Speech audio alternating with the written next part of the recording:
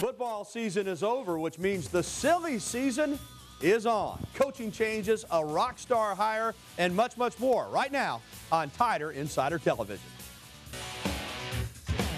Go inside the Crimson Tide. Tider Insider TV with Rodney Orr and Carrie Harris.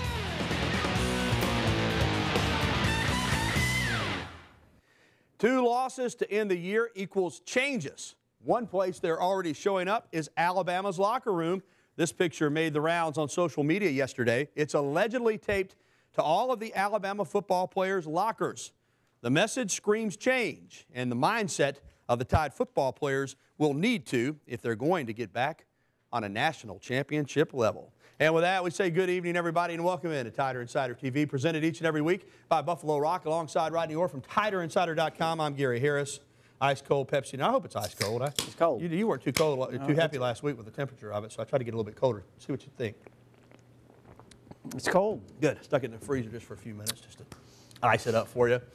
We got a jam-packed show, Rodney. Change is in the air in Alabama football, and that picture is the very least of it. A lot going on inside the program. And, Rod, let's start with the biggest news of the week, and it's huge news for Alabama. Doug Nussmeier moves on to Michigan.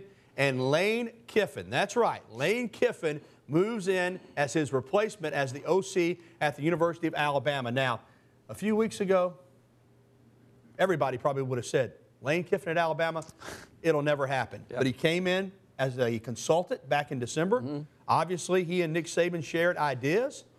Doug Nussmeier moves on, and Lane Kiffin, reviled by many, is the new offensive coordinator. Your thoughts on how all this will be?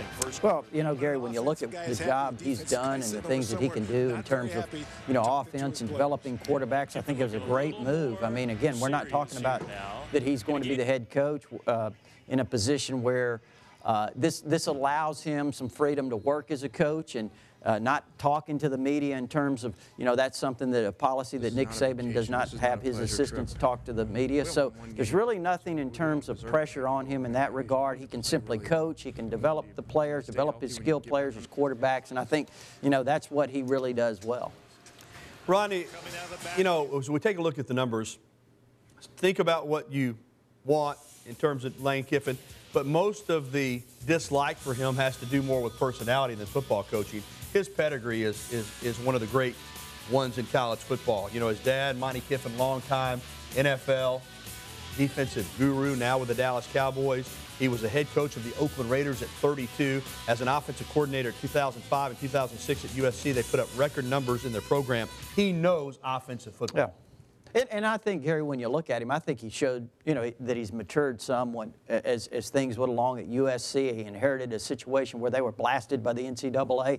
You know, those scholarship sanctions certainly hurt. But, again, we're talking about a guy who knows offensive football, can develop quarterbacks. You look at the job, I always go back to this, that they did at Tennessee in that 1 year.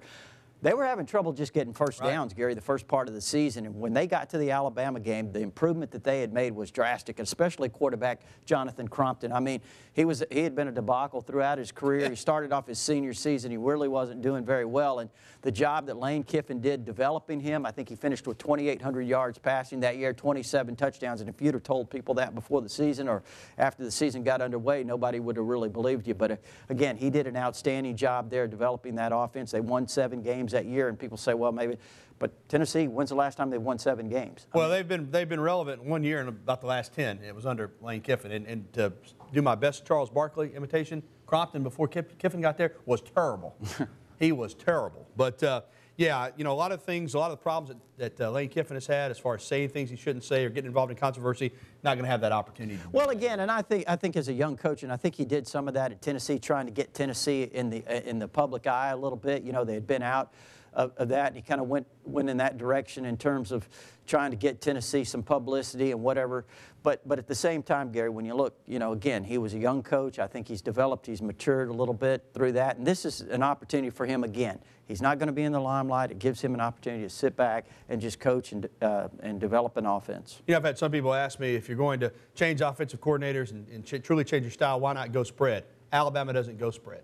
They may have some parts of that in their offense. They may hurry it up. There's no need for Alabama to run the spread. their system works. 3 national championships in the last 5 years proves it. So Lane Kiffin knows offensive football, going to work with quarterbacks as well to be interesting. Another hire, the most recent for Nick Saban, Chris Rumpf leaves to go to the University of Texas, and former Alabama and Texas, and for about 1 week, USC defensive line coach Bo Davis returns to Tuscaloosa. This one makes a lot of sense when you think about it. Well, I think it does. Bo's a great coach. He's a great recruiter. I mean, he knows the area really well. He's from the state of Mississippi. He played at LSU. He has a lot of contacts throughout the Southeast. Gary, he's highly respected as a coach.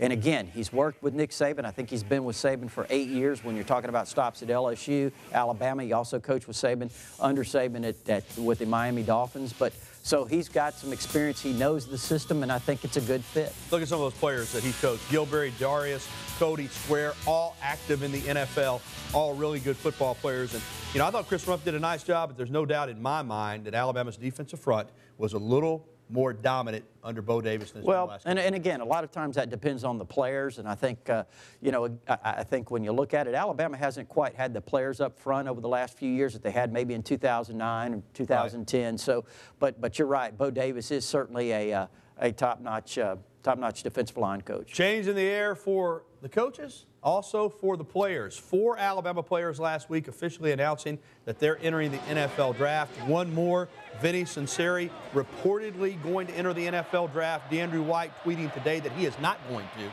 But let's start with the 4 that all had a press conference. Clinton Dix, Cyrus Kouandjio, Jeffrey Pagan, and Adrian Hubbard. Absolutely no surprise that those guys are going pro. Yeah, and they all got, what, 3rd round or better grades, 2 of those guys. Clinton Dix, Cyrus Kouandjio got 1st-round grades, so those guys aren't really a surprise. And Vinny Sunseri, on the other hand, I was caught off guard a little bit by that. He's coming off a knee injury. He's would be a true senior, meaning that he's only played 3 years. I thought he would come back. And again, nothing official has been announced by anybody on this, but reports are that Sunseri is going to enter the NFL draft. Surprise you a bit?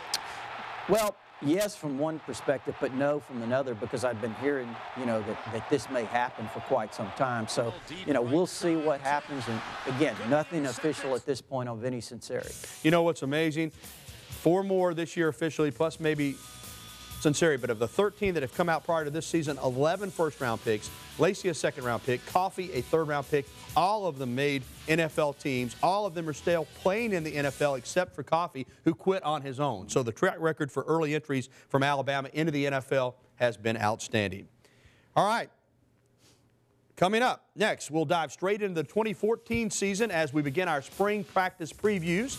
And first up, a pretty huge part of the season's loss to Auburn was the special teams. They've been so good all season long, and then they let the Tide down in the final game. That's where we're going to start our practice previews when we come back. Also, we'll be welcoming your phone calls, emails, and tweets. You see the information on the screen on how you can interact with Tider Insider TV. Go ahead and give us a call, send us an email, or contact us on social media. We'll be right back with the only show that takes you inside the Crimson Tide, Tider Insider TV, presented by Buffalo Rock. Former Minor high school star Christian Jones, electric with the football in his hands, and he was a huge part of Alabama's 2013 season on offense and in the special teams. He'll be relied on again in 2014 to make plays in the return game like this one against Virginia Tech. 3 total touchdowns on returns this year, and he had 1 call back in the Sugar Bowl against Oklahoma, and lots of yards in terms of flipping field position. And welcome back to Tider Insider TV. Gary Harris alongside Rodney Orr. We're going to take some time now to preview 2014. Each week leading up to spring practice in March, we'll take a look at a specific unit, and we're going to start tonight with special teams. Let's begin with the return game, Rodney. And again, as we just said, this one should be in really good shape with Christian Jones returning, plus D. Hart. This was a strong point for Alabama football. Well, you mentioned Christian Jones, and certainly Alabama has a lot of skilled players that can do that if needed, but, you know, Christian Jones is certainly one of the best in the country. All right, he is a guy that can change the game for you in a hurry. His stats bear that out. He was one of the best in the country, 4th in the SEC, 1st in the SEC in punt returns, 4th in kickoffs. And Alabama was good on its coverage units this year as well until, you know, late in the season. Yep. A lot of team speed. Yeah, no doubt about it.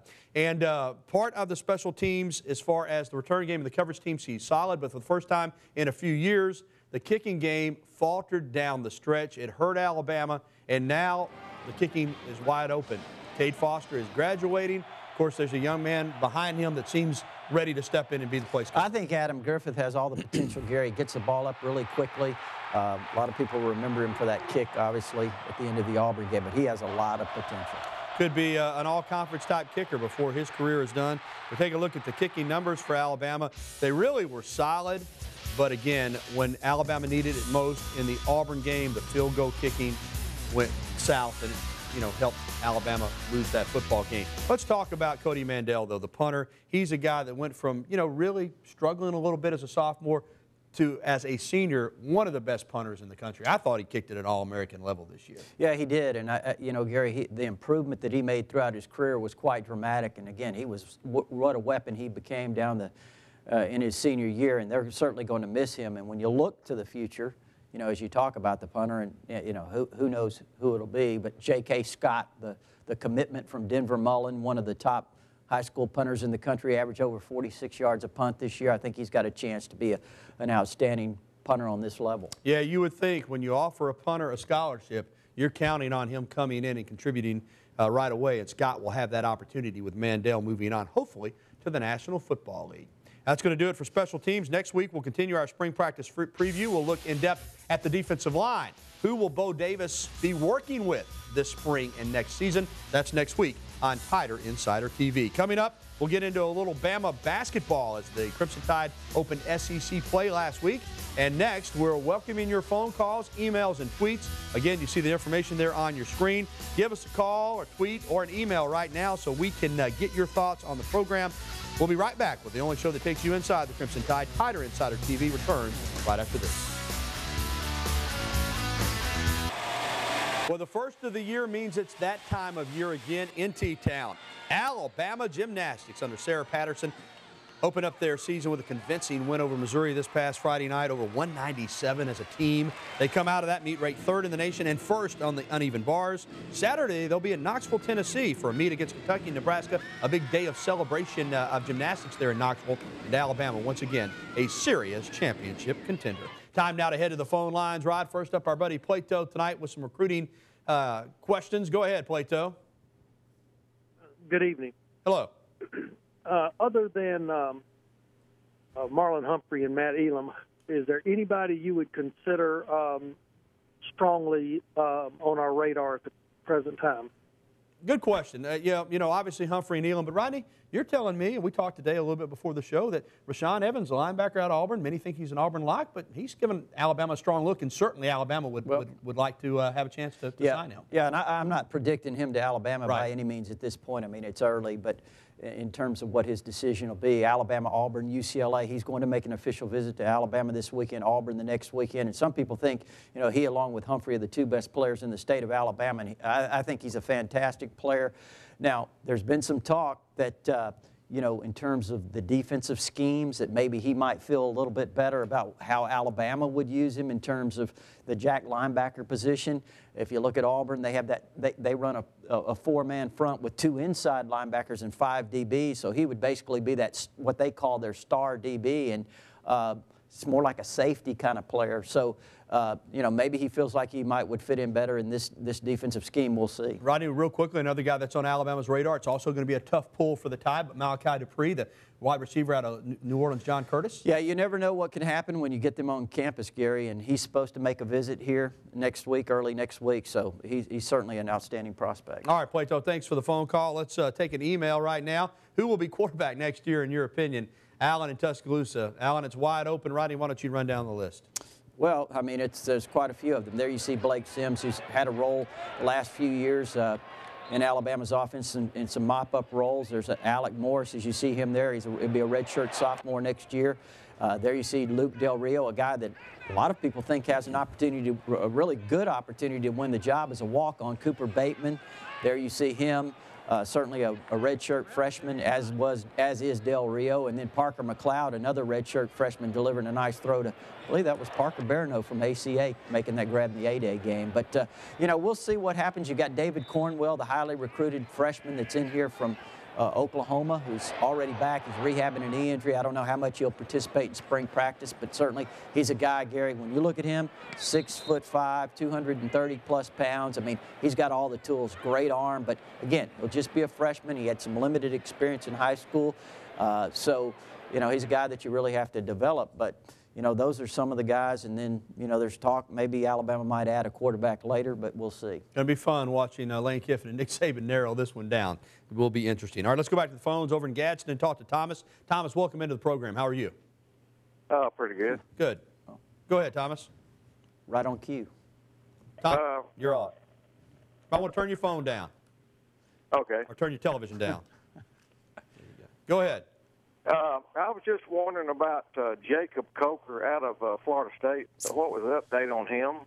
Well, that's kind of what I said, you know, possibly Alabama. There's been some speculation, might add a transfer quarterback. Jacob Coker is at Florida State. He was a backup quarterback, and, you know, he's certainly a guy that has a lot of potential. And, you know, there's been some speculation, some rumors that he might transfer after he graduates from Florida State, which he's expected to do in the spring. If he did that, he could transfer to another school, have 2 years of eligibility remaining, which is really big, Gary, because, you know, with Jameis Winston there and entrenched as the starter, Coker is certainly a guy that's got a lot of ability. He's got the potential.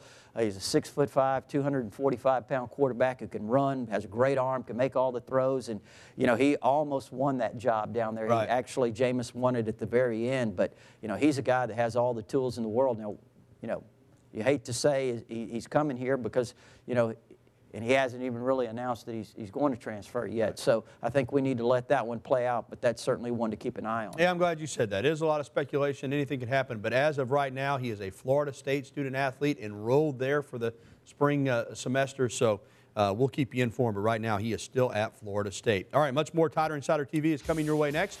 More of your phone calls, emails, and tweets. You see the information again on the screen. Interact with Tider Insider and give us a call or send us an email or contact us on social media. We'll be right back with more Crimson Tide news on Tider Insider TV. Stay with us. There have been NFL struggles for Mark Ingram and Trent Richardson.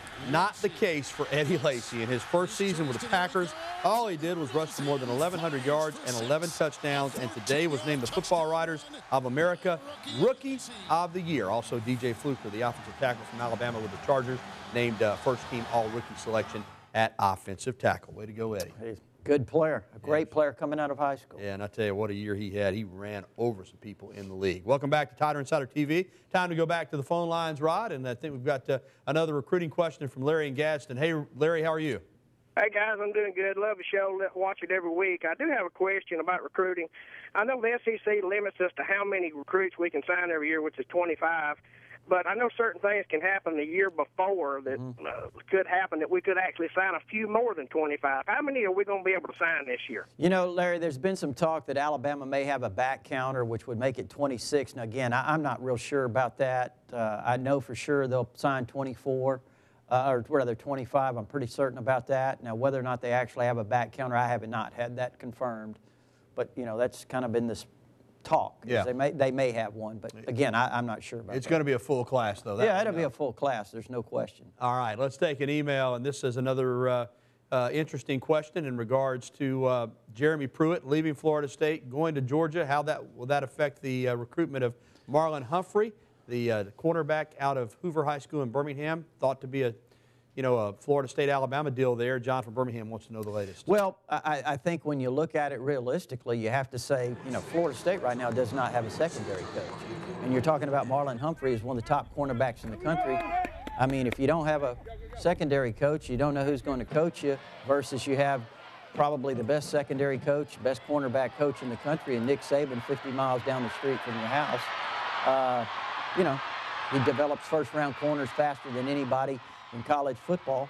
So, you know, I think that Pruitt certainly had done a great job recruiting Marlon Humphrey for Florida State. You talk to a lot of people, especially some close to the Hoover program. They thought that Pruitt may swipe Marlon Humphrey from Alabama. And, you know, we'll see how it all pans out. All right, let's squeeze in one more phone call really quick, Rodney. Let's go to the phones and see who's next up. William in Saginaw. Go quickly, William. We're getting short on time. Yeah, with Lane Kiffin being, new there running the pro style anyway, what my question is, will Coach Saban have a little more input on what the offense runs? Do y'all believe? What do you think, Rod? More input by Saban on the offense? Well, I mean, certainly I think, you're going to, what he's going to do, William, is it's always going to be something that he wants to do. I mean, he's got the final approval, no question about that. And he certainly is going to have influence over what they do. But again, I think he's bringing in Lane Kiffin to, create some new ideas, bring in some fresh blood, fresh thoughts, so to speak. All right, we're going to take a time out. We'll be back. Thanks for the phone calls and emails. More Tider Insider right after this. Obviously, in 2 SEC games, they're 1-1. I think played very well in both games, had opportunities to win, 11-4 on the season, playing at a really good tempo, creating a lot of transition opportunities with the way they defend. So should be a good matchup in terms of their style of play versus our style of play, and looking forward to getting back on the court. We just try to go out each game and treat it like it's another game. We try to, do the things we need to do to win the game. We don't. Coach always tells us we're the guys on the court. It's 5-on-5. It's us versus them. The surroundings shouldn't matter. So we just try to go out there and get a win each game. It's been an up-and-down start to SEC play for the Tide, Rodney. They beat Vanderbilt at home, lost to Georgia on the road. Really need to get this one tomorrow night at Mississippi State. One other quick football note that we didn't mention, but Kevin Still, the Alabama Director of Player Personnel, turned down the Louisville defensive coordinator's job, so it looks like there's a chance he'll have a more prominent role on the coaching staff going forward. We'll keep you up to date. All right, that's going to do it for the program. It is dinner time, and we're off to Buddy's Rib and Steak. Going to have a little special dinner tonight. Todd Hoyer. Yeah. Been with us a long time. This will be his last night for Tider Insider Television. He's leaving us after this coming weekend. We'll talk more about that on the news. And he is show, going to Louisville. But he is going to Louisville. He's not going to turn it down, but we'll enjoy dinner with him. Also, as always, Roddy and I outfitted by the Locker Room, original elephant wear from the Locker Room located on the University Strip, a Tuscaloosa tradition since 1964. Visit them in person or shop online. And I tell you what, this elephant wear has taken Tuscaloosa by storm, and why not? It's great stuff. If you missed any of tonight's show, you can catch the replay at 10:35 tonight or find it at WVUATV.com. For all the good folks here at TITV, I'm Gary Harris. Thanks for watching. Good night, everybody.